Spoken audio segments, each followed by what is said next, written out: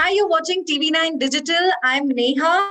Now, Ram Gopal Varma's upcoming directorial movie, 12 o'clock, has created quite a buzz among the audience. The director joins me himself to talk in depth basically about his upcoming project.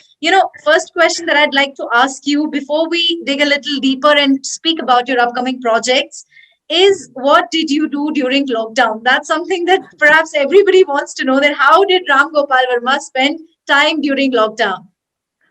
Okay. Actually, I've been continuously making films. I never stopped even for a day because I figured out a way by using the restrictions of the COVID in terms of anything to select subject matters and which don't need locations to, I mean, we don't need to go out for outdoor locations and shoot them in where we can reasonably practice the so-called whatever safety precautions. And I made at least 2, 3 films directly to release on OTT. And of course, for 12 o'clock, since it's a horror film, and horror typically works in darkened theaters because the sound and the feeling of isolation gives it a bigger challenge. So I think, yeah, that's what I've been doing. Yeah. All right. Mr. Verma, talking about 12 o'clock, it's a horror Yeah. movie, but there are plenty of horror movies out there in Hollywood as well as in Bollywood. So, Yeah. why should I go and watch your movie? What makes it stand out? Yeah, see, technically, any film for that matter will have a lot of versions. A lot of people make films in every genre. Like a filmmaker, when he chooses subject matter, like I myself have done some horror films, but the uniqueness of 12 o'clock, I think, is that it's shot in the center of a hustle bustle city, and where it is not about just a family or something like that which happens. The fact that the administration officials, including the police and the medical community, they come across a certain case where they have no choice but to believe there is something supernatural, which goes against the grain of the system. For example, no police officer can say that we're dealing with a spirit, in this case.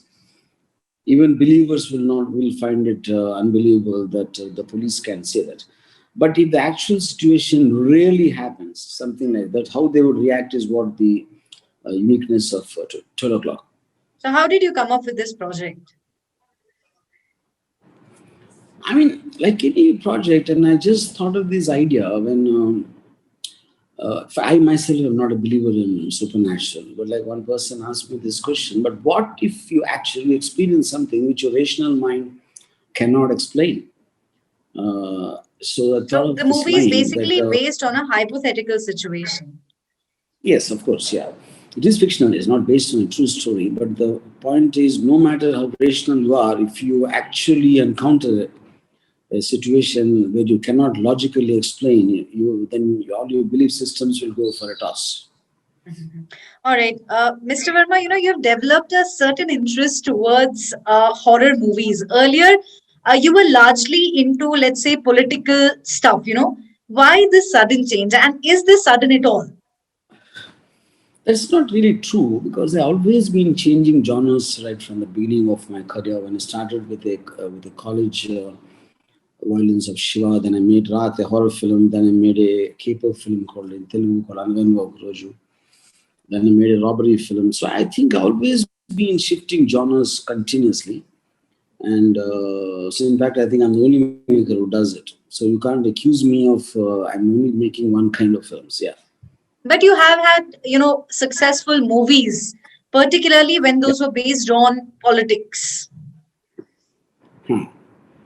I mean, I make them also. I mean, I keep making, like I said, all kinds of genres. And as a maker, will want to explore new kind of subjects every time I start the next one. Mhm. All right.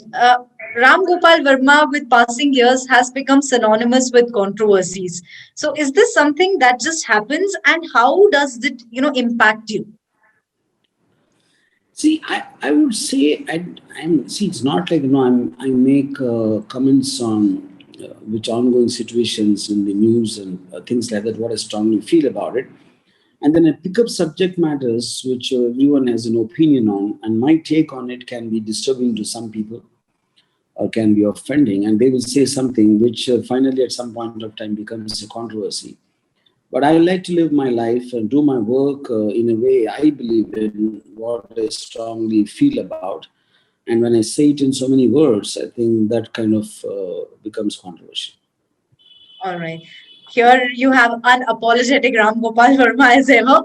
So, Yeah. Mr. Varma, you have one big office in Andheri, Mumbai, if I'm not wrong, but you have been working from Hyderabad for a long time. So, where is RGV's company basically based? Where is it? See, right? Where are you functioning?